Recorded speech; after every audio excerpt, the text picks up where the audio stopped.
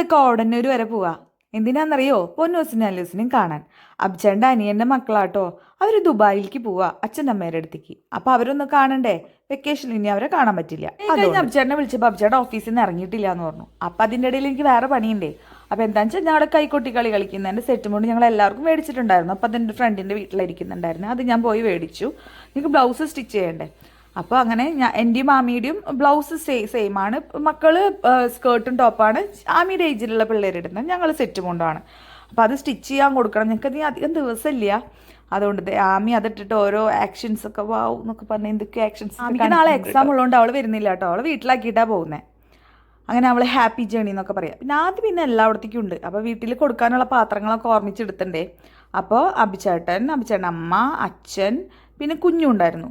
എൻ്റെ ഫോട്ടോയിൽ അല്ലെങ്കിൽ വീഡിയോയിൽ വരാത്തൊരു മുതലുണ്ട്. അവൻ മുഖം മറച്ചേ ഇരിക്കുള്ളൂ. അങ്ങനെ ഞങ്ങൾ തൃശ്ശൂർ വഴിയാണ് പോയത്. ഇതാണ് ഞങ്ങൾ തൃശ്ശൂർ റിംഗ് റോഡല്ലല്ലോ, ആകാശപാത. അങ്ങനെ ഞങ്ങൾ അവിടെ എത്തി. ഇതാണ് ഞങ്ങളുടെ പൊന്നൂസ്. ചിരിച്ചിരിക്കണ. ഇതാണ് ഞങ്ങളുടെ ക്യൂട്ട് പൊന്നൂസ്. ഇതായിരിക്കുന്ന അല്ലൂസ്. രണ്ടാളും കൂടെ എന്തോ കാര്യമായിട്ട് നോക്കാം. അങ്ങനെ ഞങ്ങൾ കുറച്ച് നേരം വർത്താനൊക്കെ പറഞ്ഞിരുന്നു. അവിടെ നിന്ന് പോന്നു കേട്ടോ. നേരെ ആമീനെ വിളിക്കാൻ വീട്ടിൽ വന്നു. ഇതേ കുഞ്ഞിയുടെ വക ഡാൻസ്, കൈക്കുട്ടികളുടെ സ്റ്റെപ്പുകളാണ് ഈ കളിച്ച് കാണിച്ചു തരുന്നത്. അപ്പം ഞങ്ങൾ ആദിയുടെ നാളെ സെൻഡ് ഓഫിൻ്റെ കാര്യം പറഞ്ഞുകൊണ്ടിരിക്കുന്നത്. വെറുതെ അവനെ ട്രോളി കൊണ്ടിരിക്കുക.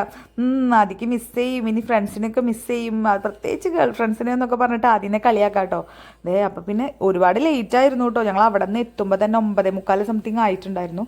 അങ്ങനെ വരുന്ന വഴിക്ക് അബ്ചേട്ടൻ്റെ വീട്ടിൽ കയറി. പിന്നെ എല്ലാവരുടെ അടുത്ത് കുറച്ചേരൊക്കെ വർത്താനം പറഞ്ഞിരുന്നു. അതേ അനിയൻ വിളിച്ചിട്ടുണ്ട്, വീഡിയോ കോൾ വിളിച്ചേക്കാം. പാമിയുടെ അടുത്ത് സംസാരിക്കുക.